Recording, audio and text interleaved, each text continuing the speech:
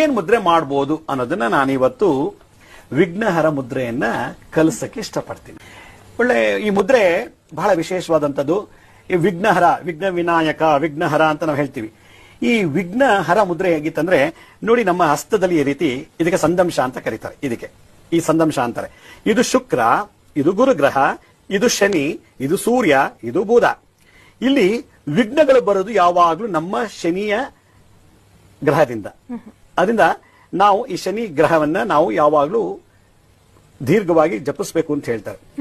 ನೋಡಿ, ಈ ಬೆರಳನ್ನ ಹಿಂಗ್ ಮಾಡಿಸ್ಬೇಕು, ಈ ಬೆರಳನ್ನು ಮಾಡಿಸ್ಬೇಕು, ಎಲ್ಲಾ ಬೆರಳನ್ನು ಮಾಡಿಸ್ಬಿಟ್ಟು ಹಿಂಗ್ ಕ್ಲೋಸ್ ಮಾಡ್ಬೇಕು, ಹೀಗೆ ಈ ರೀತಿ. ಅಂದ್ರೆ ಸೂರ್ಯ ಮತ್ತೆ ಬುಧದ ಮೇಲೆ ಶುಕ್ರನ ಇಡಬೇಕು.